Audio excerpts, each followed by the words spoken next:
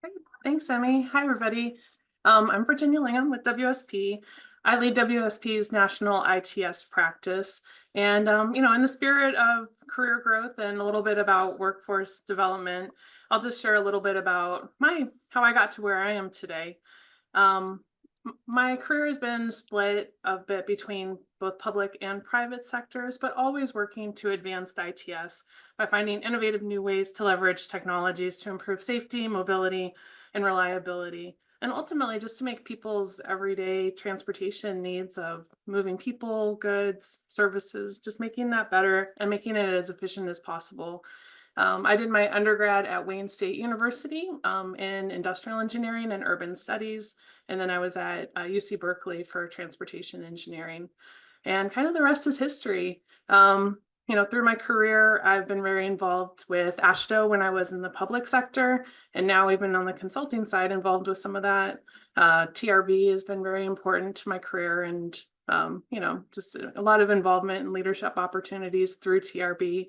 Now within ITS America, and I would give a shout out to WTS too for ways to get involved in the community. So with that, I'm here representing ITS America and talking about our workforce development community of practice. But I did want to give an overview if you're not familiar with ITS America and how the standing committees are set up. I did just want to share this slide. So the standing committees are an important part of ITS America's structure. There are committees on automated vehicles, emerging technologies, digital infrastructure, and V2X or connected transportation solutions. And then the real work happens in the working groups, which are underneath each of those committees that the committees roll up to. We also have two communities of practice, one on cybersecurity and privacy, and another on workforce development. And that's what I'll be talking about today. Next slide, please. So I'm one of the co-leaders along with Tiffany Fuller with New York City DOT. She's a strategic planning director, and then also Dara Wheeler, who is the chief of research and innovation. So together we work to really advance this community of practice within ITS America. Next slide. Our 2025 objectives are to collaboratively identify innovative strategies that really do enhance the skills, knowledge, and readiness of the ITS workforce. We're always looking for those cross-cutting issues, cross-cutting needs that really impact transportation technologies.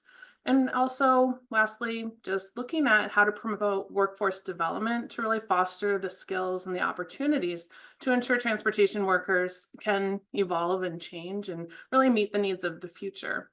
Our priorities, we have two main priorities. One, creating the pathways to help individuals, to help members and individuals within each of the ITS America membership organizations contribute and benefit from ITS and the investments that we're making in ITS. And then lastly, developing a skilled and cultivating a workforce that meets the industry demands, fosters innovation, and expands opportunities. So how can we know that if we meet the demands if we don't really understand the demands? So that's one of the things that we do within our community of practice. Also compiling resources. Nick talked about the different resources that are available within NOCO. There's a lot of resources out there. So we try to shed some light on the different resources and best practices that are happening across the industry. Next slide. One of the ways that we do that is by having a member spotlight at each meeting. So we had 8 meetings, or maybe, I think we had 8 or 9 meetings last year. And these are some of the speakers that we had at each meeting. And you'll recognize a couple of them that are here today as well. But we had state agencies, we had New Hampshire DOT on there, smaller, we had Aurora on there. Different government agencies like Southern California Agency of Governments, SCAG, as well as different industries. We also had the American Institute of Aeronautics and Astronautics to talk about what they're doing in workforce. So maybe there's other things that we can learn from other sectors and bring into the ITS sector. So that's one of the ways that we're sharing information. Another way is to ask people what they think and what's going on. Maybe they can't attend our monthly meeting, but we sent out a member survey to all of the ITS America membership and just asking them what their concerns are, what they see as needs to be. And I just kind of highlighted 2 things that came out that a little unexpected, but not really, but I think it's important to acknowledge all of the feedback that comes in through the surveys. So one comment was that they'd like to see more effort to bring vendors in along the journey. So there's, we want to make sure that they feel included too, and that those needs are met, because they're really important as part of the whole ecosystem of, deploying ITS and making sure that we can meet the needs of the future. Another one I think is important. We'd often talk about like bringing people into our industry, which is very important. But what about retention? How do we keep people in the industry, prevent them, or encourage them to stay, to use those resources that that they've learned in transportation, and especially in ITS. So one person responded that their greatest struggle is with retention of employees, and they're really interested in learning about what others can do, or what others have been doing to succeed in that area. Next. We also started to record some videos. So we wanted to get, real life career journey stories on video, and we're going to compile those for an upcoming event later this summer.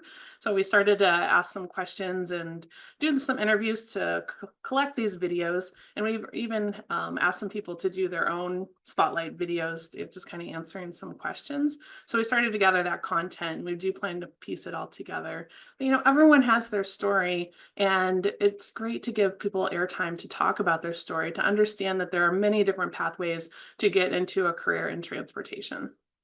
Next slide.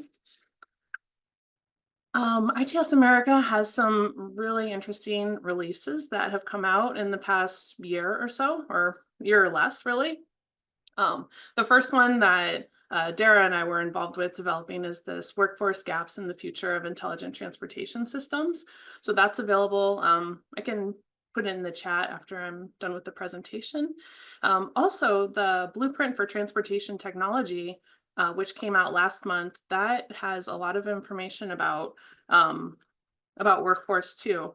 That blueprint includes topical areas of digital infrastructure, automated vehicles, artificial intelligence, emerging technologies, V2X and connected infrastructure, as well as workforce and job creation. So those are all of the elements that are part of that blueprint. And so if you're interested in that, I do recommend downloading it, checking it out. It's a pretty easy read, but I think it's very helpful to all get on the same page about what we need to do for transportation technology. And then also last month, ITS America released their Surface Transportation Reauthorization Policy Principles. And in that document, ITS America really emphasizes that policymakers need to include the concept of digital infrastructure more explicitly within DOT workforce development and education programs. So trying to get it funded so that it comes through in things like the National Highway Institute, university transportation centers, and any that work through community colleges, apprenticeships, things like that. So if you're interested more on the policy side of workforce development and how to fund the future of transportation workforce development, definitely check out those policy principles. So the Workforce Gaps and Future of ITS document, I just want to give you a little teaser of what's in there. We talk about existing skill sets that our workforce has, which we need to continue to build from. And those are the little icons that are on the right side here. Then we get into additional skills, gaps identification. Then we clearly define new jobs and new opportunities that are coming with a new, with the new future of ITS and where we see the industry going. And then there call out a couple examples of best practices. So that's all in that Workforce Gaps and Future of ITS document that we pulled together last year. I also want to give a shout out to the use case library. It's currently accepting submissions for the next volume. And if you get some questions, when you're talking to students or you're talking to people who are new to the industry, they're like, what is ITS? What is ITS technology? What is it really all about? And maybe how do some of these new technologies fit into the structure of ITS? Like, these use cases are a great way to explain to people of what it's really all about, and maybe define your niche, find something that's interesting to you, find something that you're passionate about, and then maybe pursue that. So if you have use cases that you'd like to add, please contact Jim to get to share that information. There's a nice template. It's pretty easy to follow to be able to add anything new to the use case library. But this is volume 3, so there's previous volumes available if you want to take a look at that and use it as a reference doc too. Next slide. Oh, also, I just want to give a quick plug for the ITS World Congress. It's going to be in the US this year. It's in Atlanta, August 24th through 28th.